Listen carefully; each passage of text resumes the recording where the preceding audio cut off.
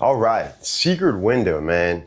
Coming off of his big hits in the Pirates of the Caribbean, Johnny Depp capitalizes with this psychological thriller called Secret Window, man. So it really threw me in for a loop here because I honestly thought that this villain was real. Okay, so Johnny Depp is a book writer in this movie. His real name in the movie is like Morton Rainey or something. And there's this mysterious guy who's claiming that he stole his script. It's like word for word, verbatim, the same as a story that was in. It was in a book this random guy wrote. He looked like a 1700s small town guy with dark clothes on, pretty tall, kind of fit though. Pretty intimidating, looked like he could harm you physically. And Johnny Depp's on this like remote cabin in this remote like house in the woods, and it's really tucked off from civilization. It might be a few minutes drive, but it's like on a big acreage. And it's really a scene that presents the opportunity for a guy like the villain to do damage to Johnny Depp. So when he encounters him for the amount of times that he has in this movie, you for sure think that eventually there's going to be some kind of physical fight that goes on. But one thing I noticed, and by like the middle of the movie or a little bit past that, I noticed that everything bad that's happened in the movie, Johnny Depp could have done himself. And so, spoiler alert, and so we find out that the villain isn't real. It's just a fixture of his imagination. So it analyzes like the human's ability to imagine things, like having like psychosis and just being psychotic to the point where you really believe that you did not do anything you just did.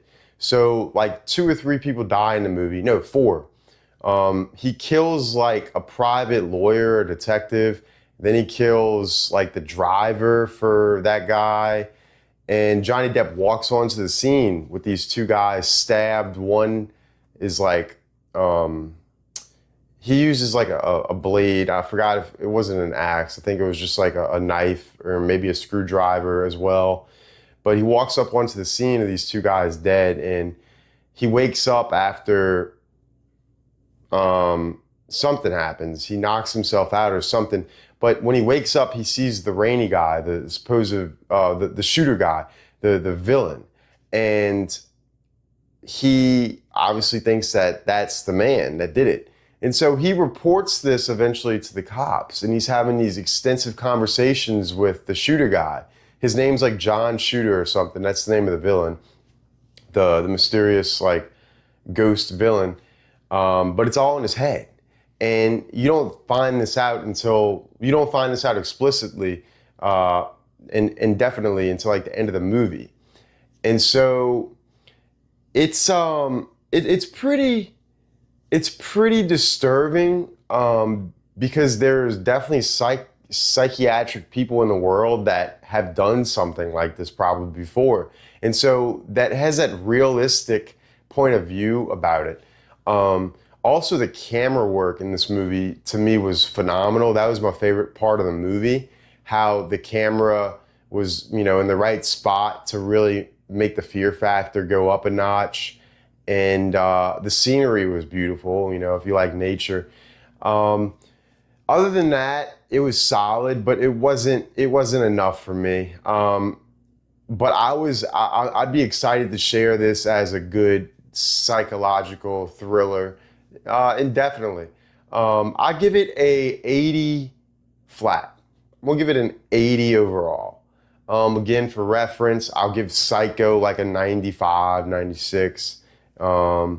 Let's see, Sinister, I'll give an 88. The original Chainsaw Massacre, give 90. Let's see, I'll do one more for reference.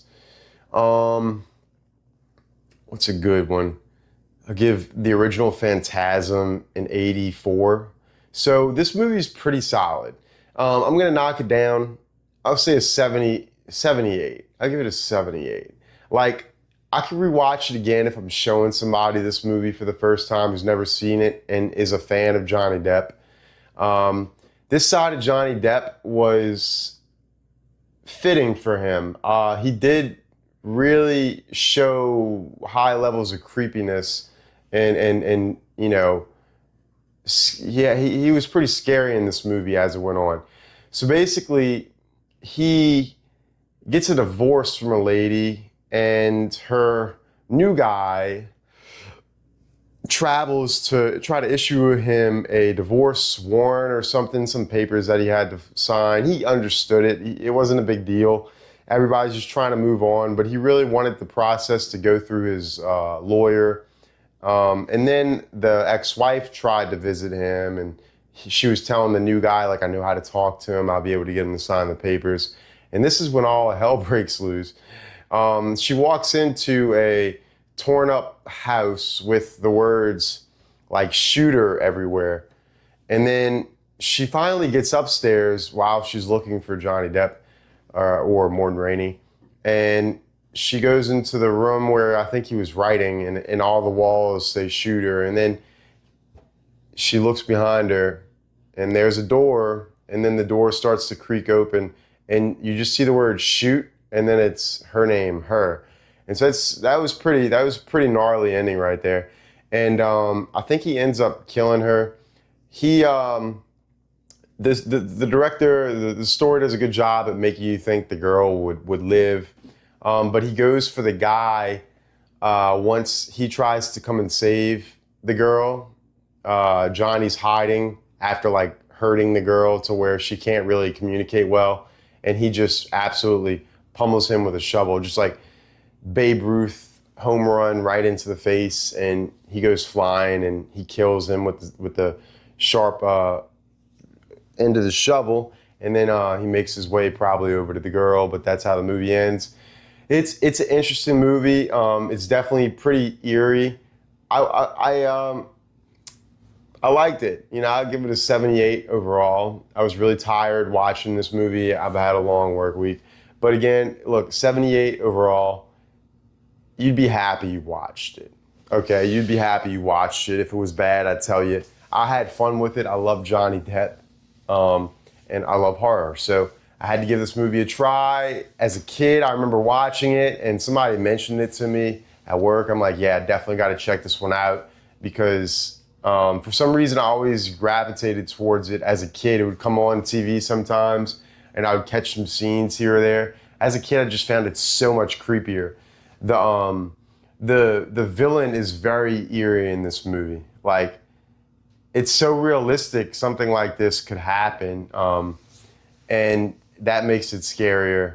And you think that he's so methodical in his murders. You think that he's like this like jigsaw kind of guy who's going to be able to get away with anything. And so that's what you're getting from the first half or first 2/3 of the movie, until you start to figure out that Johnny Depp is just going absolutely psychotic, and it's him doing all the killing.